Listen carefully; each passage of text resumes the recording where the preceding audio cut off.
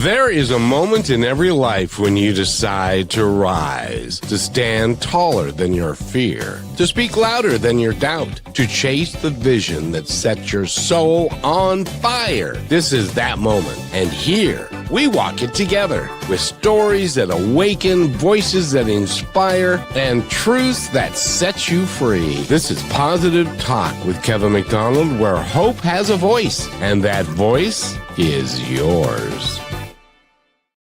And welcome to the show, everybody. We have a very, very important show for you today. And I hope everybody will stay for the entire time because I got to tell you, you're going to learn something from this show, I do believe. Our guest today, Michelle, is Michelle, and M.E. Torrey is the author name. She's got a book, Fox Release, which we're going to talk all about, and hence as to where some of the learning Kevin mentioned will come from. And welcome, Torrey. Thank you for being here. And what exactly is Wolf Creek? It's Fox Creek. Oh, Fox Creek. Yep, that's fine. Fox Creek is a novel, historical novel, takes place in antebellum Louisiana, beginning in the year 1843. And we follow a young Black girl, she's actually mixed race, and then a boy who's sold with her, Cyrus. And we also follow the family that purchases them, the Genzi family. And this particular book, which is called Fox Creek, it's one of 3 that will be coming out. It's a trilogy. And I have to do this, M.E. Torrey / Michelle.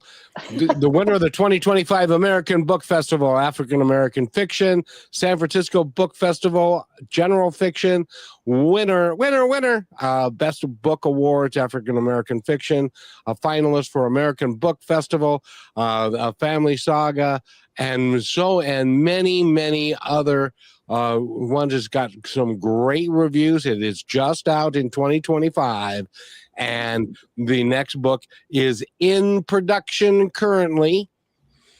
And it is a story that needs to be told. I'm so sorry that it took till 2025 to tell this story, but it didn't start then. It started with a trip to Louisiana. Talk about that. Yeah, now this goes back 30 years. So mid-90s, and I was an author of children's books, but my husband said he was going to go to New Orleans for a conference. Did I want to tag along? And I thought, well, if I go, I can base a book in New Orleans, maybe a YA novel, ghost story. And so I did some research about Louisiana, and I arrived, and nothing about ghosts was gelling with me. And I had always wanted to see the plantations. So I rented a car, went up north for several days, and I saw maybe 10, 12 plantations. Now, I'm a northern girl like Kevin. I'm from the Seattle area. So I was expecting a balanced narrative when I went on their tours, but instead what I found was the white narrative. So this is who the white family was, who lived there. This is their ancestry. And weren't they wonderful?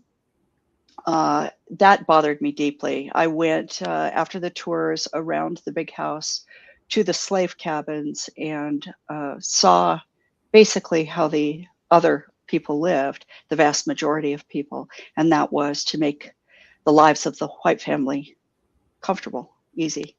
And that bothered me. And I came home, ghost story gone, came home on fire. I wanted to write a book that showed the intersection of the white narrative with the Black narrative. So antebellum Louisiana, beautiful area. Well, and the heroine of the story is a young girl who is of mixed race. And I bring that up only from the standpoint of when you go into the South and you talk to people that are multi-generational, been there, they will say, oh no, we don't have any African American blood in us. We are the white folks, and I'm here to tell you that is just not true. In your research, did you find that there's a lot more mixed race blood than a lot of people are willing to admit? Yes, especially I think in Louisiana. I don't think it was as taboo in New Orleans as it might have been in other places. In fact, the quadroon balls were very popular, and the quadroons would be 1/4 black, 3/4 white, and they, according to the white literature that I read, the books, they always thought that the quadroons were quite beautiful. So they were housed, and then they would have a ball. The white gentleman would come and enjoy these balls with the quadroons. I don't think you would have found that anywhere else in the South. So New Orleans was kind of its own special pocket. But my character, Monette, we start the book when she's only 6 years old. Monette is actually the daughter of a white Creole French sugar planter and an African slave. Now, that is unusual in that French Creole men usually did not mix with the slaves, but in my book, he did. That's awesome. And Rochelle, when Michelle was talking about this, goes back 30 years into the 90s. I'm going, holy crap! The 90s were 30 years ago. That's That's when I was born, Kevin. and you're a grown up lady, so, but time flies, and Michelle, I'm so glad that you wrote this book, because I think the information that has been out there, and Michelle, in the information when you were going to school, a lot of what actually happened in the South is, I hate to use the word whitewash, but I guess I should, because they didn't talk a great deal about the slave experience in your school, did they? No, they didn't. A matter of fact, I had a African American who was my classmate, and then his cousin ended up moving and coming to our school, and she was not a happy camper in our class. She fought the teacher and everything he said. I remember more of what she taught our class than what the teacher did, and I think it threw him off too. And it's something for our education system to think about, is these teachers sometimes are aware that what they're teaching maybe isn't the right standard or isn't the whole truth. And they'll give us pieces of it, Michelle. I was very aware of the pieces they gave us. But if we would have been able to see the full story, I mean, we've already come to a point, especially for me, like I don't care who you are, what you look like, and all those things. That doesn't matter. Your soul matters to me, and my whole family is mixed. I don't even know what I am. So I don't. It's in so many varieties because we're all within each other. But it was the teaching in the classroom of sometimes what we were learning about, and now I could imagine even now you have kids that are speaking up and talking and maybe not even paying attention. Like most of the other kids. But if we're teaching, we're setting the standard for what we're allowing our children to think, not only as truth, but in the way that they learn. Because for me, I'll tell you, Michelle, it made me sad, and it made me want to hide. It made me want to be invisible in class because I was that white person. And I didn't want to be. I didn't want that to be the history of how I was viewed. I didn't want that to be the history of how we saw other people. The narrative just has to change. But these books we learned from were so old. Yeah. They were not up to date. So Right. Yeah, that's a good point. Sorry that happened. I think that's probably true of many classrooms across the nation. I think white people in general carry a burden of, look what we did not only to the Native Americans when we, did the Manifest Destiny, but also to the African Americans when we brought them over Middle Passage and then enslaved them. most of them for their whole lives. So, that's a big debt to carry. And of course, all of us know that none of us were actually there doing those things, but as a race, it's a heavy, heavy burden to carry. So part of my message is, what do whites do with that information? A lot of whites I know, if I talk to them at all about this, like, oh, what's your podcast about, for example, I really get stiff-armed because they don't want to hear it. So that's one way of dealing with it, is to deny it, not in the sense of, oh, it didn't happen, although that is something new that's coming around, but in the sense of, that wasn't me. I'm just going to live my life, and so whatever happened in the past is the past. And if someone else feels guilty about that, that's on them. So, but at the same time, I don't think guilt is helpful. I think guilt is corrosive and isn't helpful at all.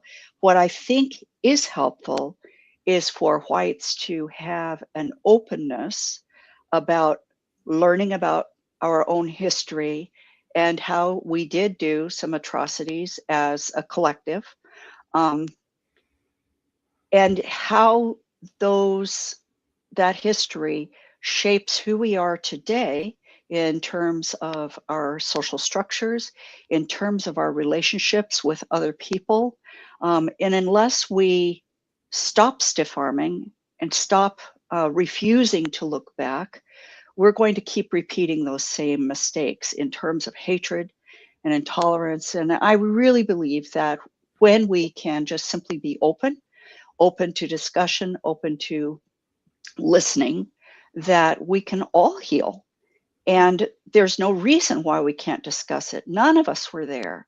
None of us bear the burden of doing this. So let's just talk about it. Yeah. Well, and when I found out I had Native American in me, I remember getting bullied for that in school, because then that was, one of the next things we're learning about. And I've got Oriental family, I've got everybody from above, but learning that was in me, it made me think, Michelle, if that was our history and we all came from that, for one, that's not who we are now. So there's nothing negative in having the positivity of knowing we can change that. But also, we've all got to be mixed within each other in some way, shape, or form, if that's what all of us are here from now. Right. Yeah. And go ahead. Oh, go ahead. No, go ahead. Well, I'm a firm believer that we're all created equal. Yeah. And, skin color is, while it's relevant in our social strata, it is not relevant in terms of equality and in terms of everything else that matters. I believe that we're all one. And if we join together with a sense of let's heal this deep wound that we have, that it will be healed. We can do it. It is possible. I have to tell you this story real quick as we go to break. I was doing a show with a guy, and he's a white lawyer, and he's in his early 70s, and he said this, and I don't know if I'm quoting him exactly, but it's close. I was part of a mixed race choir, and it was a debate team, actually. And he said, yeah, and we went into the South, and we went to a hotel, and the hotel said that the African-American members of our entourage could not stay there because it was a whites-only hotel. Then I said, what was the name of the hotel? And he said, well, it was the Robert E. Lee. And it's like, wait a minute. Robert E. Lee was a Confederate general who rose up against the government of the United States. He was a slave owner, and they named a hotel after him. And you think that they're going to be progressive and invite everybody in with open arms? But it didn't even dawn on him, because there are so many of us that it doesn't even dawn on that we are all mixed race at our core. And so it's it was like, really, mister? I can't believe that. Yeah. In, Yeah. in any event, Emmy Torrey is our guest. She is the author of the book Fox Creek. It's one of three. They're very important works. And even though it's a novel, we're going to talk about when we come back. Even though it's a novel, it is based in historical fact and what actually happened. And you get to meet some people that you will fall in love with. And they were taken and were made slaves of other people. And some of them lived their entire lives as slaves. And we're going to talk about all that. This is a very important episode. I hope everybody stays with us. And Michelle, can you guess what I'm about to play? I think so. Do it, and I'll tell you later. We'll be right back in 1 minute. Here's another point to ponder by Positive Talk Radio. Look at the world today. We see conflict, poverty, and division driven by the tragic illusion that my people are separate from yours. This belief in separation is the single greatest obstacle to peace. The truth is, humanity is a single global body. When one part of that body, a child in poverty, a family fleeing violence, is in pain, the entire system suffers. We cannot truly be well while our brothers and sisters are wounded. There's no us and them in this body, only us. Our sacred responsibility is to move past labels and see the shared light and common dignity in every single person on earth. Justice, for one, is justice for all. Compassion, for one, is compassion for all. This is the blueprint for global survival. We are one global family. Let empathy be our border, and let love be the only banner we carry. And welcome back to Positive Talk. Michelle is here. Michelle, how are you? And Michelle is here. Emmy Torrey. I tell you, I'm going to screw it up. I promise you, at one point or another, I will make a mistake. But Michelle, what did you think of that piece? Oh, that's amazing. I believe wholeheartedly in that. And it reminds me of, I think it was Dr. King who said, an injustice anywhere is an injustice everywhere. And I believe that. I believe that we are all connected to that very level. What you give out is what you're going to get back, and what you think, say, and do affects all the universe. And I just wanted to point this out that at this, on this date, or yesterday, we lost a very, very important figure in our world. Reverend Jesse Jackson passed away. And I did not realize, I heard it somewhere, but he was actually with Dr. King when Dr. King was killed. Yeah. And he spent his life working to try and help everybody recognize that we are all one, and that we need to take care of each other, regardless of what we look like, regardless of who we love. We need to take care of each other because we are all one. And when you are mean to someone else, guess what, kids? You're being mean to yourself. Yep. That's a good point. It makes me think, Kevin, how Michelle, what you just said reminded me of it too, is whatever you believe is what you're going to see, right? So if you, let's say, whoever likes the color yellow, I don't like them. You're going to find a reason to like every single person you find out likes the color yellow, right? You didn't know that before, but once you find it out, you're going to be given a reason.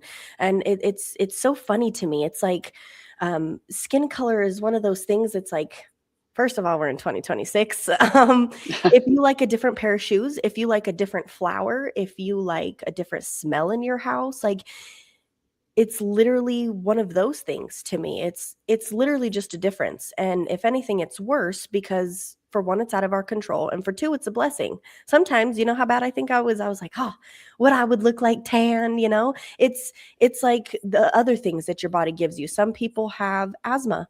Some people don't, you know, that's how I view it, but that's what I'm being shown.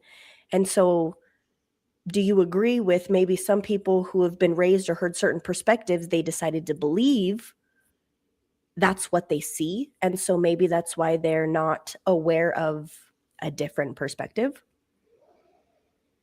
Yeah, I do believe that what you believe, you reflect into the world, and it's reflected back at you. So if you will take it to the extreme, if you have a hateful mindset and really everybody else is just an extra in your film about yourself, and they're just there for you, then that's what your world will show you. And love is really the only way past that. Somebody breaking through somehow through that barrier that you might have built up. Do you have moments like that in your book? Let me think. Well, I think the patriarch of the family, William Jensey, because he is white, he's a man, he's on top of basically his social pyramid. I think the book starts out where they have 130 slaves, and that was pretty rare. I mean, you had to be very wealthy to have that many slaves. So he's on the pinnacle of his social pyramid. Yeah, everything that happens is through his lens of how he is deserving and how he is entitled to everything that life is giving him. So when things don't turn out, he doesn't understand it. Well, and you know, the other thing that, and I would love your opinion on this and the research that you've done, because it's like if you had 100 slaves is a lot, because you have to be really wealthy, but you become your own mini king in your own place, because the slaves at that time had no rights. They were a piece of property that you could do with whatever you chose to do with. So you were almost like you had formed your own mini kingdom, and you could do anything that you chose to do according to your belief structure and who you were, whether it was morally right or wrong. Am I right in Right. that? Yeah, you are correct. So my character, William Jensey, I got his character from an actual journal that was written by a man named Bennett Barrow, who lived in Louisiana in 1843. He had his own plantation, and he wrote, I found him to be a fascinating character, and I thought, okay, the main character, well, not the main character, but the patriarch in my family, I want to fashion him as much as I can after this character. And one of the things, I've lost my train of thought. Now, your question Was the plantation owner set up his own mini kingdom, and the slaves had no rights and stuff. right. So he believed that overseers didn't have as much invested in the process as he did. He didn't trust them. So he was basically not only the owner, but he was the manager, overseer, everything. And he would have 3 what he called drivers, who would on a daily basis make sure that different teams were doing whatnot.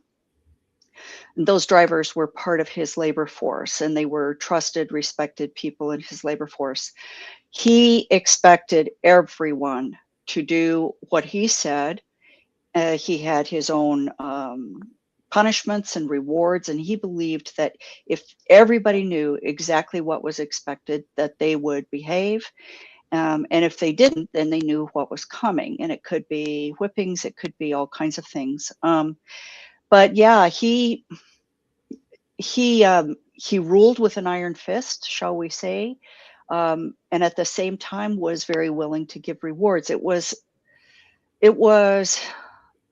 an interesting character study. I found him fascinating, but he had a neighbor within this journal. So this is an actual man who Bennett Barrow wrote in his journal that this man was so cruel to his own slaves that he, quote unquote, flayed the back off of 3 of them, and that he had no justice about him. So that was an interesting statement to me, because to me it meant that William had a moral code. Okay, you do this, this is your punishment. But if you do this, I'll give you a reward. Whereas this other guy, he was cruel for the sake of being cruel. And he said that he's cruel because he likes to be cruel. So the system allowed for psychopaths, for people who had no moral code, and yet there was no recourse for the slaves. This one particular neighbor was brought to trial for killing one of his slaves, and everybody acquitted him because that's what you do. The white men acquit the white men. No white man was ever incarcerated or hung or anything like that for killing a slave. So they had carte blanche.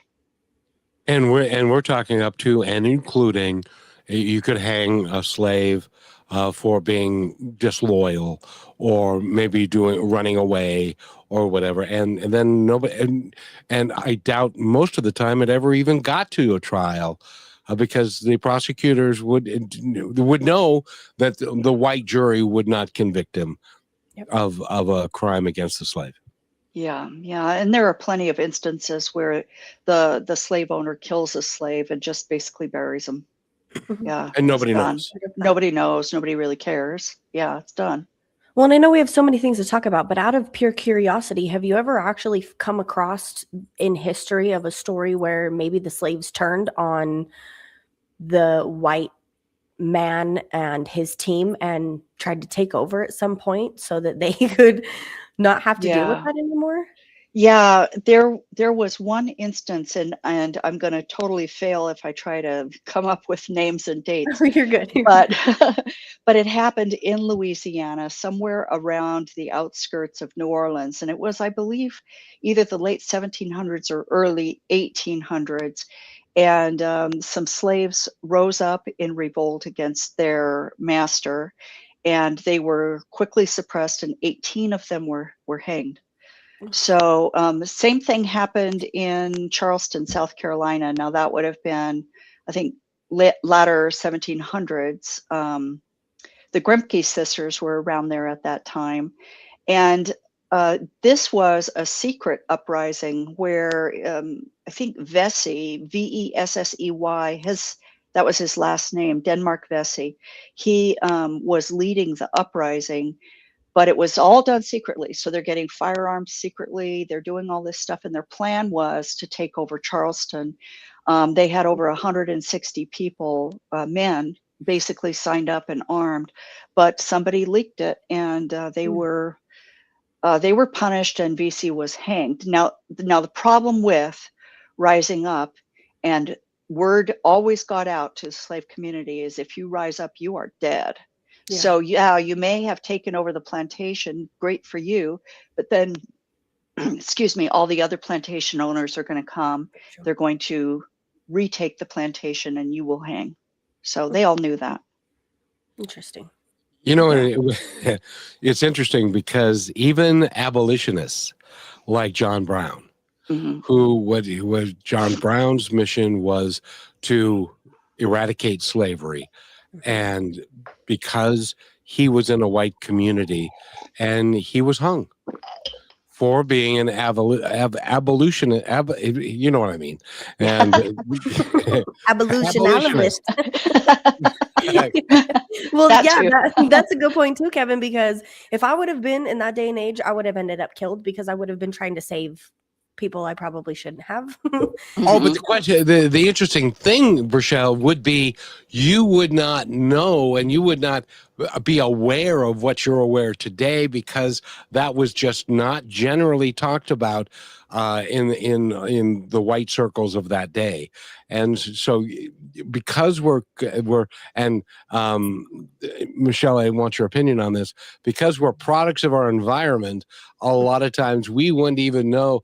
Well, of course, they're only what was it originally? There are 3/5 of a human, right? And so they're not even. We would never consider them equal, right? And, you know, there had to have been children that questioned it, though.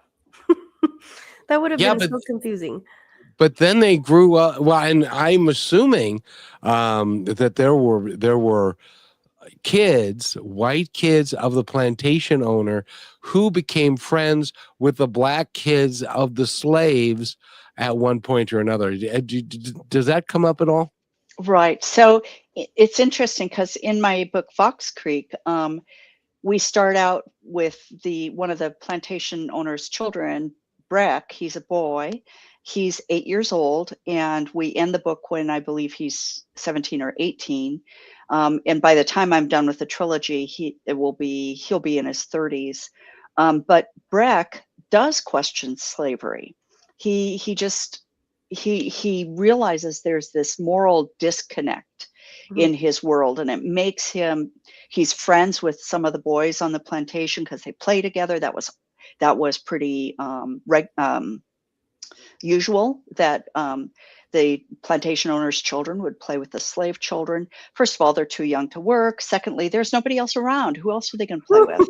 So they play together, and Breck just starts to question things. On the flip side, his sister Kate questions nothing. So she's just, born to it and doesn't ever engage in critical thinking. And Brachelle, we're talking with Michelle and M.E. Torrey. She's the author. Where's her website and the name of her book so that we can get that out? And then we've got to go to break. And I've got a brand new thing to play. Ooh, exciting. Yes. So everybody, we're talking with M.E. Torrey. Excuse me. That is also her website, M.E. Torrey. That's TORREY.com. She's got the book and everything else on there. You can even join some book clubs. But check out Fox Creek, book 1 of the Fox Creek Plantation trilogy, and we'll be back to talk more. Get the book and put it on your coffee table. It will become a conversation piece. I can pretty much guarantee it. And we'll be right back right after this. You're listening to Positive Talk Radio Network. We're on a mission to entertain, enlighten, empower, and educate through inspiring music, dynamic conversations, and yes, laughter. Join me, Kevin McDonald, and Brachelle as we declare our freedom from hate, division, and fear and celebrate a better way of living. Go to positivetalkradio.net to find out more. Here is another point to ponder by Positive Talk Radio. The world is full of people who would die for someone they love. But what about living for them? Waking up early to take care of your health. Letting go of the habits that steal your years. Choosing rest instead of running yourself empty. The truth is, your family doesn't want a hero who dies for them. They want a parent who stays, a friend who grows old with them, a soul who chooses life every single day. Don't just die for love, live for it. And welcome back to Positive Talk. My name is Kevin, and Brachelle is right there. Brachelle, what did you think about that station break? I love it. I can't believe that our team comes up with things and then boom, it's just here and we're playing it. And I absolutely love it. And I'm thankful that all this exists because we get to talk to people like Michelle, M.E. Torrey, who is here with us and question you, or Kevin, you had a question for her. I did. And I want to know what your thoughts are on this because, recently, we have had our first African-American president, and his name was Barack Obama. But he was the product of a mixed race marriage, a black man and a white woman. Now, he had a black complexion, but he was half white. Why did we consider him an African-American when he is of mixed race? As an example, I'm half German. And I'm also like a quarter French and other stuff. But because they were all white people, nobody even thinks twice about it. But when you have someone from Kenya and someone from the United States, and they have a relationship and they create a child, and that child is dark complected, we call them an African American. Aren't we a little backwards in that? Is that just me? Oh, I think we're definitely backwards. Yeah, it's just, it's labels that we put on people, and unfortunately, our society likes to label everything. If they can't label it, they can't understand it. And what I've always thought is just let whoever it is be who they are. Let them love who they want to love. Let them dress how they want to dress, color their hair how they want to color it. Let them be who they are. If you don't understand it, that's okay. Your understanding isn't necessary.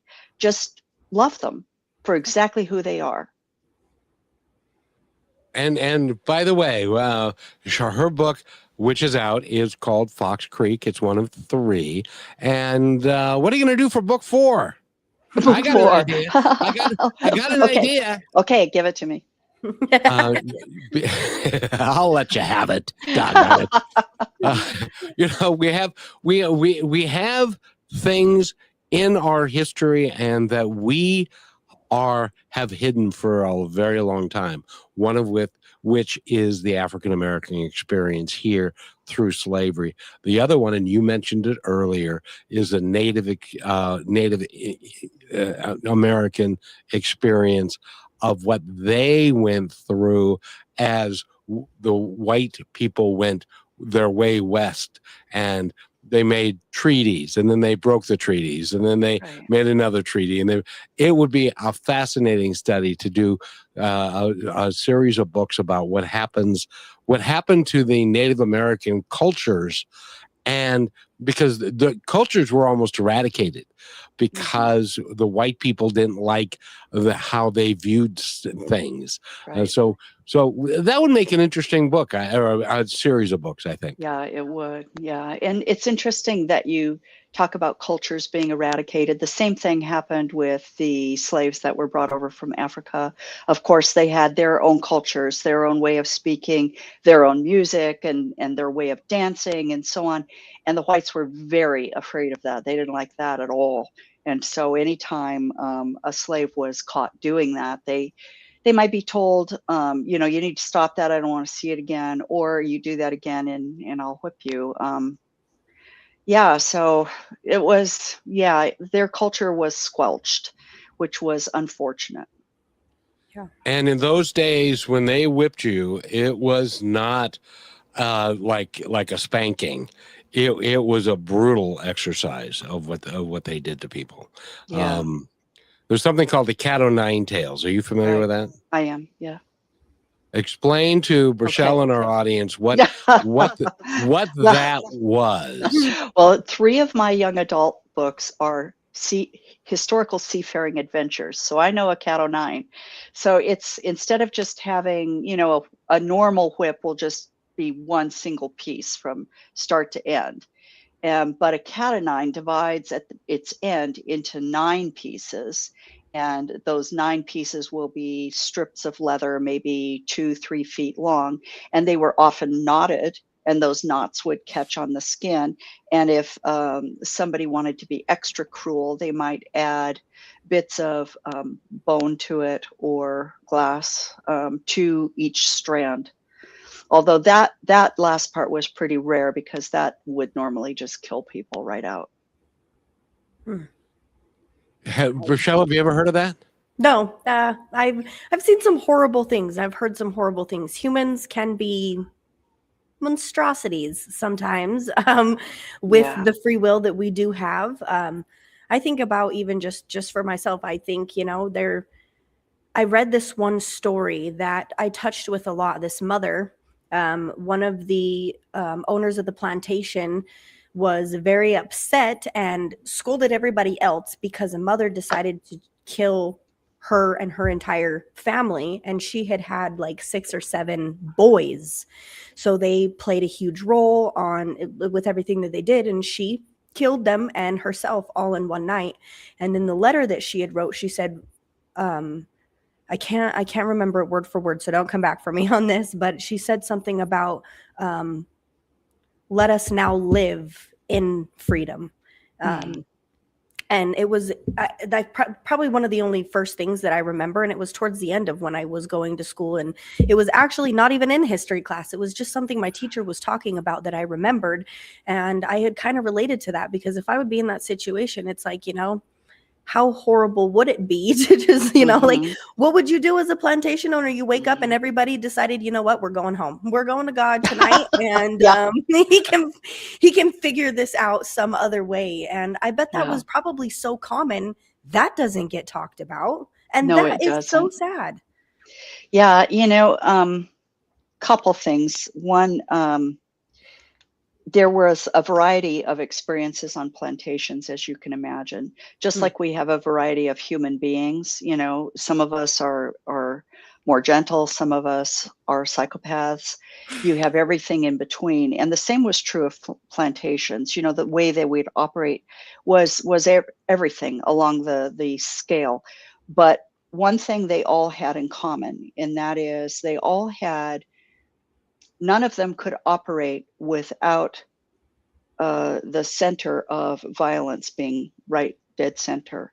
Because if you've got 30 people that work for you for nothing, all you do is feed them, maybe, enough, and clothe them, and they're dependent upon you for everything, but you could sell them any day.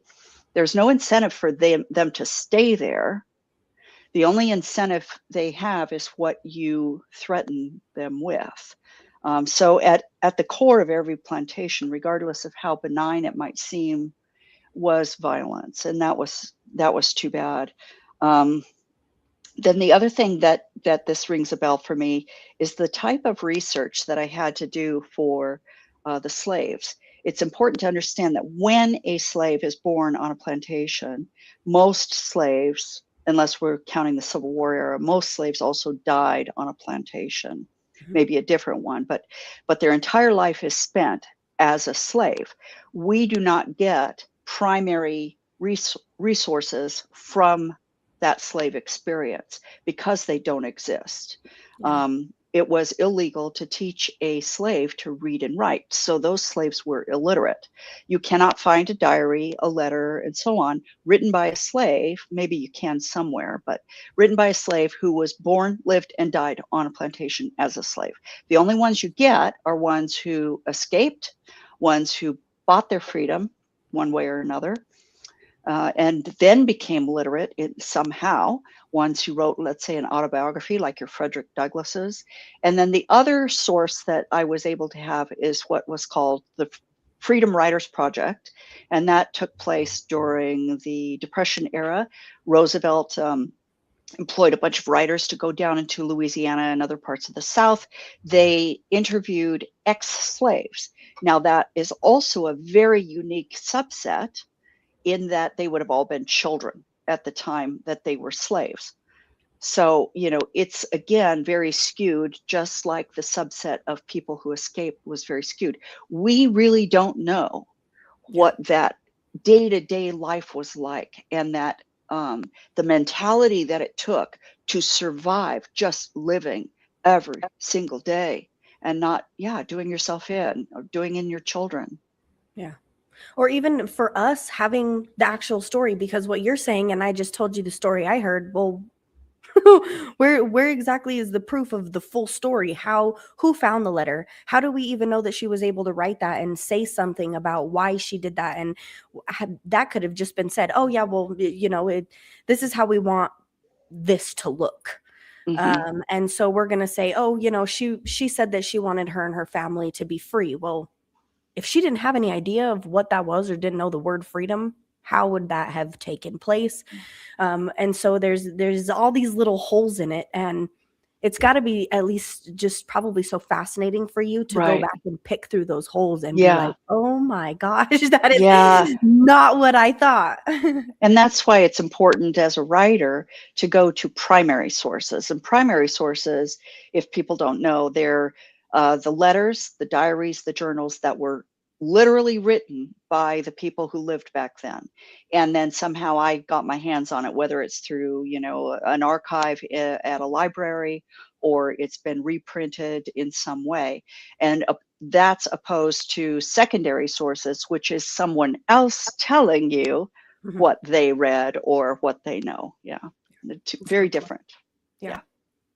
Yeah. Well, and it's not like they had any rights. It's not like they had workers' rights where you work 2 hours and you get a break, and then then you get a half hour for lunch, and then you work for another couple, another 4 hours.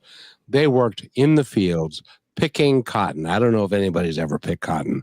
It is not a fun exercise, but that's how in the South, cotton was their number one export. Mhm. And so a lot of the African Americans and a lot of the slaves would be from sun up to sun down. And that could be as many as 14, 15 hours a day working. Did you find that in your research as well? Absolutely, yeah. So the plantation bell used to go off in the dark because they want them in the fields at sunup. So the slave family would have to rise, bathe, dress, get something to eat, and that might involve building a fire, and then be out in the fields by sunup, and then they're not dismissed until sundown. And it wasn't like they were worried about their health. They just wanted them to stay alive because they couldn't sell a dead slave, if that makes any sense. Is that true? Well, some owners were like that, but I would say most owners treated the slaves like an investment. Okay, some of in the prime of their lives, a male slave, in the time my book takes place, 1850, sold for $1,000. That's US dollars. So, I don't know how much that's worth today, but man, that's a lot. And so you don't want to lose that investment, as a slaveholder.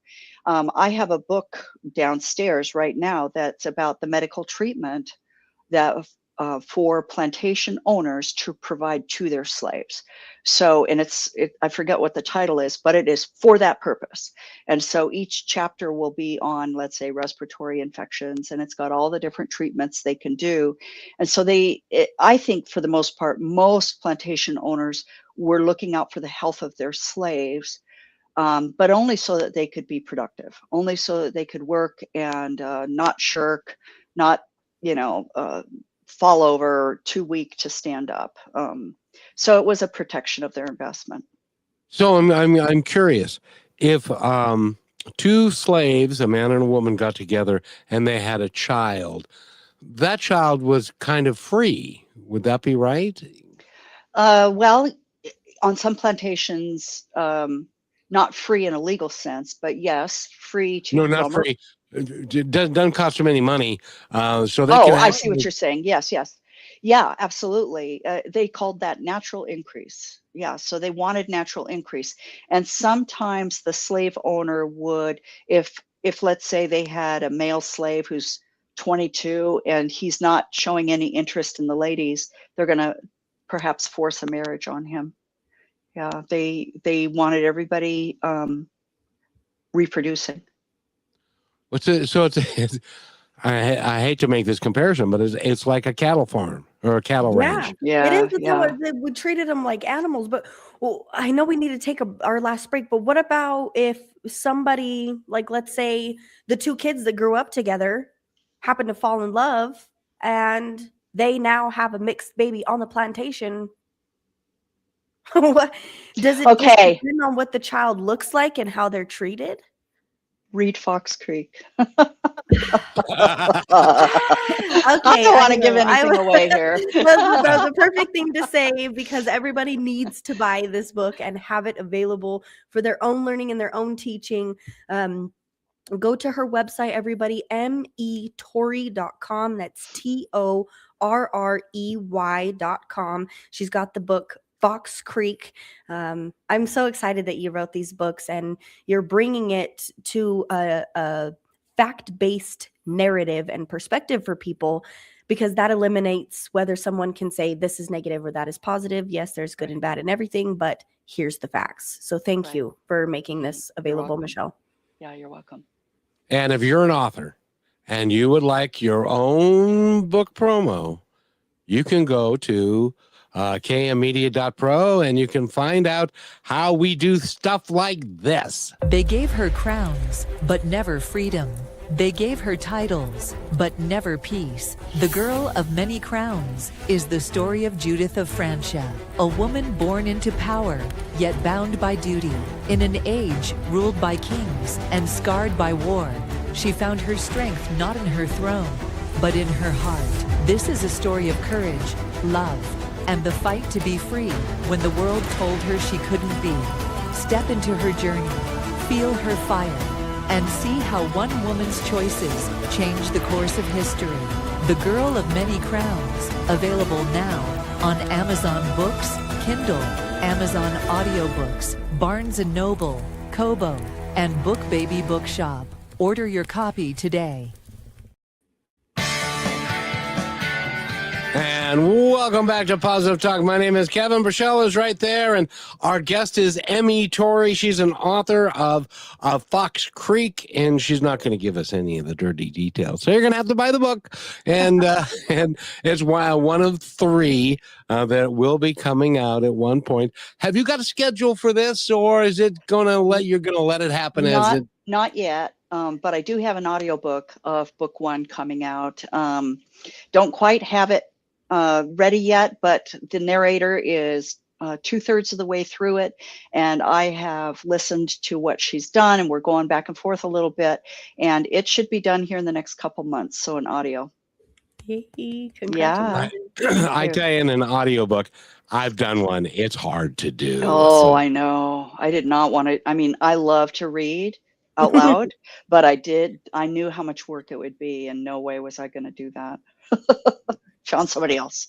Well, somebody who enjoys that, because in a book like this, and by the way, this is a novel, but it is an historical novel, and there's a lot of research that was done so that everything could be portrayed accurately as it actually happened. Am I correct in that? That is correct, yes.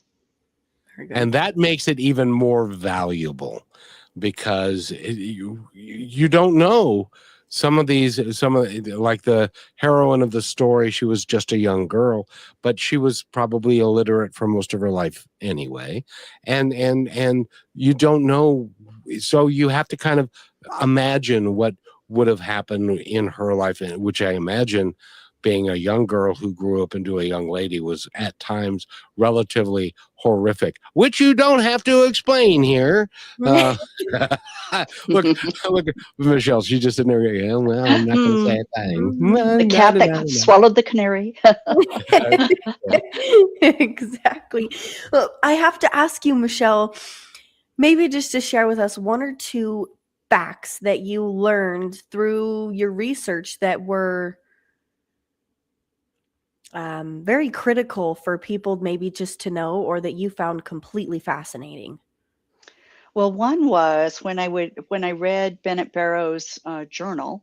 Mm-hmm. He was, I thought, a fairly decent fellow. You know, he loved his family. He was a good father. He was a good neighbor. He did his civic duty. He voted. He held a little bird in his hands and noted its little feathers. I mean, he just seemed, he liked dancing and all that. He seemed like a good fellow. And then, you know, you turn a page, and because he was his own plantation manager, he's whipping an entire hoe gang. Then later in the book, he asks his wife, "Have I ever done anybody harm in my life?" And she said, "No, honey, I don't think you have." And they both fought hard, and they both truly believed that. And that blew me away.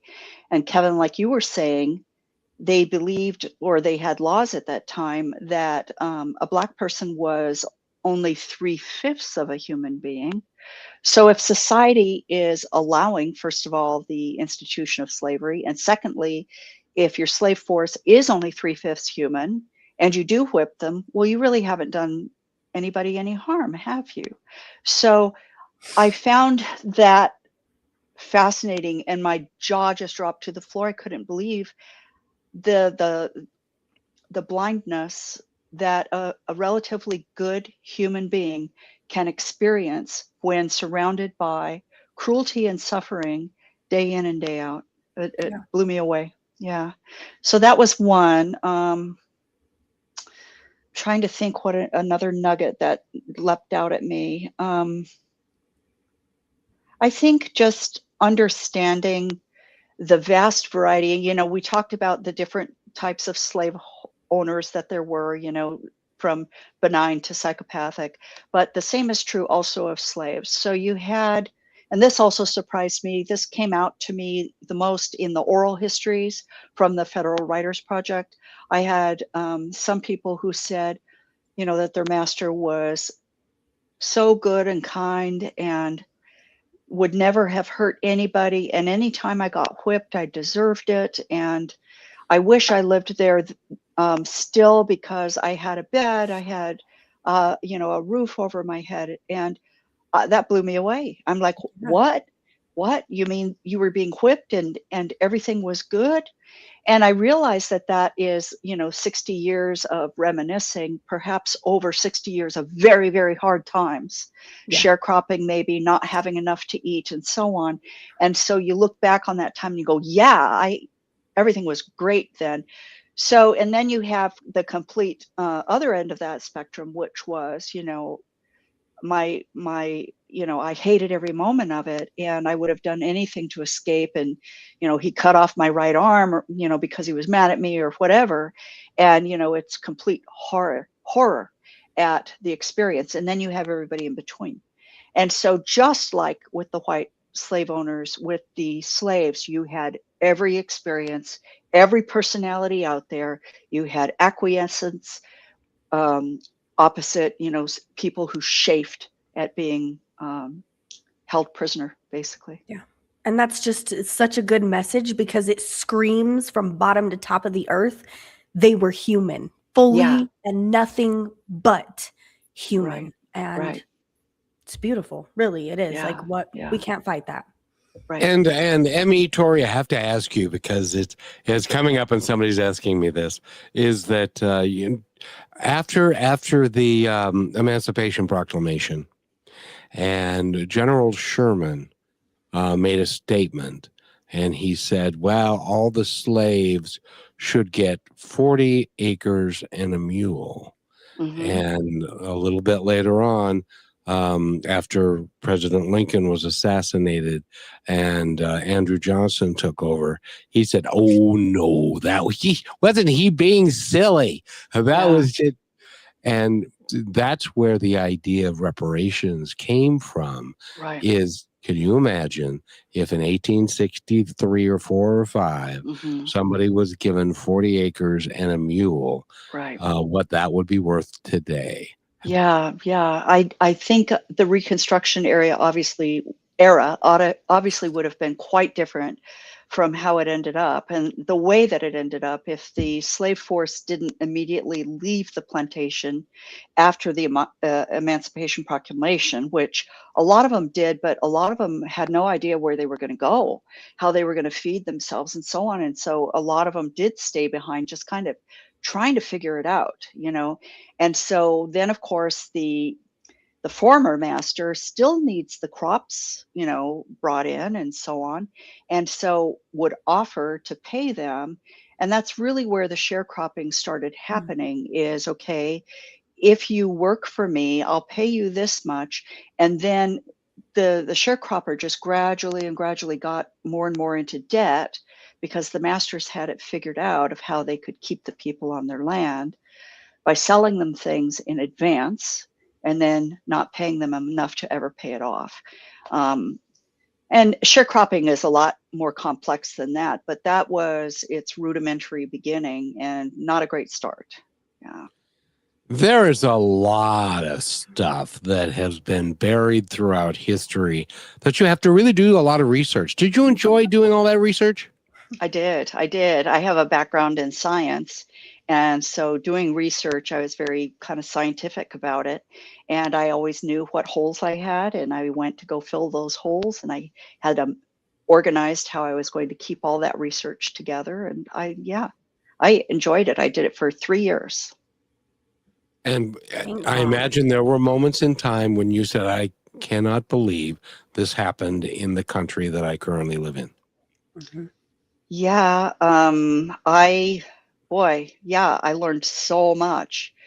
that honestly, that was just horrible to learn. And about a year into my research, I became very, very depressed and thought to myself, what right do I have to joy if this entire population, millions of people, were enslaved by whites like me and had no joy?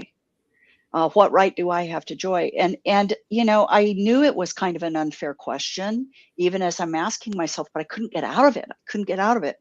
And so months went by, and I'm still asking myself this question. And one day I go into my kitchen, and I remember like reaching to get a teacup out of the cupboard, and it occurred to me, God wants everyone to be joyful, everyone. And he wants you to be joyful. And what happened back then was not God's will in any way, shape, or form. And so from then on, I was able to find joy, even though the research I was doing was very, very emotionally taxing. Makes sense. And thank you for doing all of that. And Yeah. Rochelle, you do such a good job at this. End the show for us. Yes. Well, thank you, Kevin, for making conversations like this always possible. M.E. Torrey Michelle, thank you so much for being here, for joining us and for doing the research you have and for providing knowledge. We all deserve to not only have this knowledge, but to be able to maybe see ourselves for whoever and whatever we are in the brightest, happiest, joyful light that the universe gives us for that reason. So please do remind us of all the ways to find you and your work, and then any message you'd like to leave us with for the day. Okay, well, as Rochelle stated, and thank you for that, Rochelle. As she stated, my website is METorrey, TORREY.com, and you can find links to buy my book there, Amazon, Barnes & Noble, soon to be Audible. And then also I would ask you to also go to bookshop.org, where that supports your local independent bookseller. I think the message that I want to leave with people is, even though this is a heavy subject matter, I do hope that it sparks conversation. I do hope that it opens hearts and minds to the history that we've all shared, but that we're no longer afraid of it, and that we're willing to talk about it, even if we don't know all the right things to say. It's okay. But let's talk about it, and let's be open to listening and speaking with neighbors, with friends, with whomever, because I think in our culture right now in the United States, it's critical that especially white people be willing to open their hearts and minds to talk about race and talk about what we can do to help heal our country. Thank you. Thank you so much for that. And hey, just in case you didn't know, go meet your neighbor. If they happen to be a different culture, their food is probably amazing. I know, right? It's a positive we can take from it all. And that is so true. And just remember, knowledge is power, not fake knowledge, but truth is power. And we can only learn from the past if we have the past in its accurate form, so that we do not repeat it and that we can move forward from it. None of us were alive back then, but we have got the ability and, in my opinion, the responsibility to take care of that knowledge so that future generations will have the truth around all of these things. Right. Well said. Emmy, Torrey, thank you so much for being here. / Michelle. And Rochelle, thank you so much. Thank you, Kevin. Thank you, Rochelle. I had a great time. We love you. If you didn't watch the full show, please go back and do so, and stay tuned, because we'll be back with another great show. And thank you. I wish I'd have said that. Thank you for being part of Positive Talk with Kevin McDonald, where stories inspire and voices remind us of what truly matters. May today's conversation give you hope, courage, and a reason to keep moving forward. And just remember, till next time, be kind to one another, because each other's all we've got.